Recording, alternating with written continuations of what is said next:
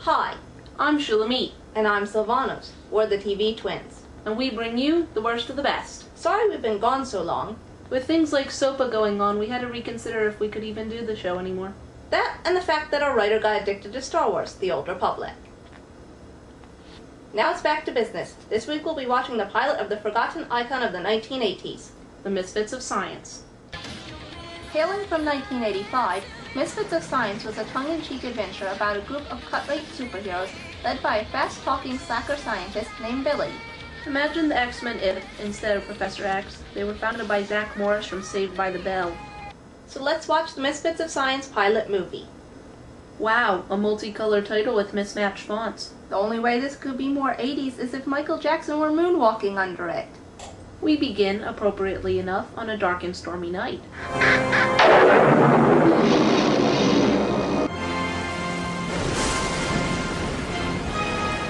Where two workmen are investigating a power failure in an old storage room.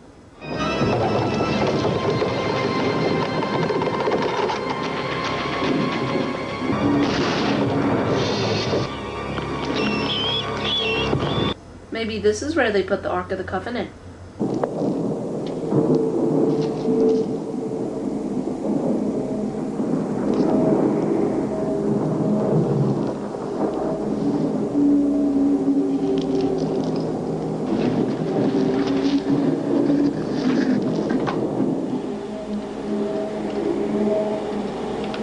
Frozen solid. A regular ratsicle. By all means, don't run for your lives. What do you suppose it is? A refrigerator of some kind.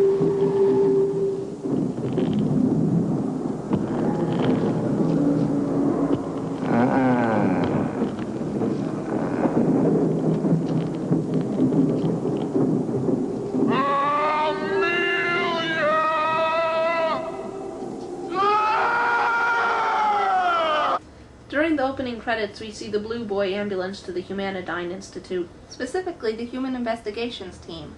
where doctors Billy Hayes and Elwood L. Lincoln learn more about him. Did you guys monitor his vitals? Couldn't get near him. He froze every instrument we had. Contact temperature transference. Haven't seen that in a while. His name's Arnold Beefneater. Beefeater? Beefneater, born in Kansas City in 1900, no living relatives. Guy barely looks 40. Cryogenics, Billy. That machine froze the poor boy like a pork chop. The machine was built for Howard Hubert in 1935. The billionaire intended to use it for himself, but they were unable to get the apparatus to work. Until Beefeater here tried it out, it's demons. I wonder where they got all this information on a guy who's been forgotten in a basement for 50 years. Too bad we're never told. Okay, short version. Beefneater freezes whatever he touches and can only survive at temperatures below 32 degrees Fahrenheit. Why does that sound familiar? Oh yeah! Anyway, they stick Iceman in the freezer to keep him fresh. Afterward, Billy and Elle lament their outcast state. Broken equipment and a salary that could make a paperboy cry. Exactly. Look, the problem here is results. Plain and simple. Strickland wants results. You're a slacker. Do you want to be a slacker for the rest of your life? Well, how about your glandular research over here, huh? I mean, look at this. Big bunny. Little bunny. Laughably fake bunny. Look, when Momquist was running this place, things were different, okay? He's a man of science. He understands bunnies. But this guy, Strickland, he's all business, okay? I'm doing it for the children. So Billy decides to confront his boss, who's busy selling a neutron beam to the government. What else would he be doing? You can see what this baby can do. The neutron beam will have enormous destructive potential, but it will also be the cleanest weapon in our arsenal, Senator. No radiation, no fallout. Washington is expecting an enormous amount of protest worldwide, and we need a guarantee that if this neutron beam is constructed, that you and the military are going to have a responsible and safe place to keep it. We already do, Senator. And the Pentagon is ready to throw everything it's got against that defense system to prove it. You magnificent bastard, I read your book! Oh yes, one of the funniest features of this film is General Thiel. That's Larry Linville doing his best impression of George C. Scott. The effect is like Frank Burns doing General Patton. Anyway, Billy interrupts the proceedings with a sales pitch of his own. Imagine fighting men who can grow to be 10 feet tall. Huh? We're working on that, too. Gentlemen, try to picture, if you can, Navy frogmen that can actually breathe underwater. I mean, infantry that can run 30 miles an hour.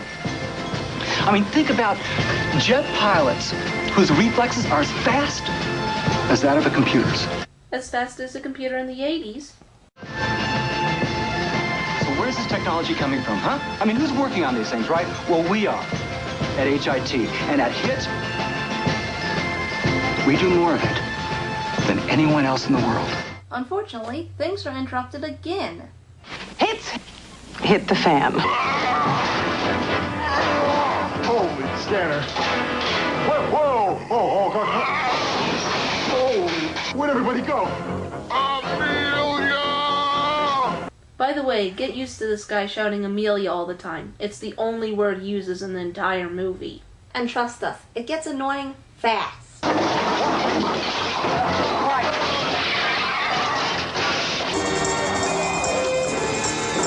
He broke the door wide open. The cold seems to recharge his strength. Amelia! He keeps calling for Amelia. What year was he frozen? 37, July. Amelia! Earhart. What? That was the year Amelia Earhart disappeared. Maybe that's the only thing he remembers. That's a huge supposition. And not an especially helpful one. Billy manages to pacify Mr. Freeze with a candy bar. But the fiasco gets Billy and Elle fired. Billy, Huh, what? I think I got something that'll get us back in. Look, it's not worth doing anything kinky, okay? I'm telling you. Look, you know that glandular serum I gave the little bunnies? Yeah, that's shrinking stuff, right? Yeah. Well, I gave a large dose of that to something else. Wait, you kidding? You gave yourself a dose of that poison? Billy, you gotta understand. Understand? Hell, you just started preliminary testing on the bunnies. How would you feel? Growing up in Watts, 7'4", and not being able to play basketball? Well, that certainly justifies injecting yourself with unregulated designer drugs. To be able to go out on a basketball court without feeling so much pressure.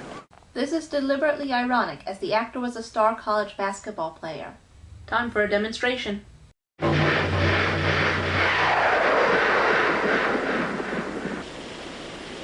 All right.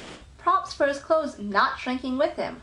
Meanwhile, Billy's mentor, Dr. Malmquist, discovers that Strickland and the General have already built the neutron cannon. In building this weapon, you violated every AEC statute, every nuclear arms regulation. On the face of the earth, Doctor. You gotta love a villain who acknowledges his own villainy. The general wants to buy the weapon. I want to sell it to him. That's how business gets done. The beam sets up a chain reaction we can't control. The computer simulations. We're only computer simulations. I just saw an island disappear. Next time it could be the entire ocean. It is dangerous. The atomic bomb is dangerous, Doctor. Is that any reason to get rid of it? Yes! Idiot! I love how the guards have no problem with imprisoning someone illegally. Oh my god! How is it that no one has a problem with this? Humanityne must be a haven for former Nazis. Malmquist manages to call Billy for help before passing out. Because the unemployed slacker's the guy you trust your life with. This prompts Billy to mount a rescue with the help of superhumans he's worked with in the past. Beginning with former rock star Johnny Bukowski, who can hurl lightning bolts and run at super speed. I got fried by 20,000 volts at my last rock concert, or don't you remember? I attract electricity now. I don't know what he's complaining about. Yeah, I consider superpowers a fair trade for not dying. Next is Gloria Denalo, who has the power to turn the world into a photographic negative. Actually, she's a telekinetic. Unfortunately, she's also a juvenile delinquent. So while Billy somehow convinces her probation officer that breaking into a restricted military lab is character-building experience, Johnny and Gloria share a personal moment. I was at the concert when it happened. Jane took me there to see you. She's at the concert where Johnny was electrocuted. Wait a minute. Nah, wrong concert.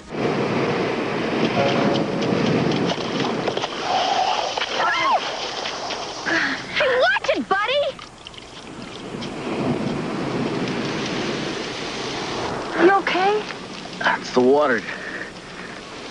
Water did that? Good lord, how is this guy even still alive? Shouldn't the water in his body have killed him by now?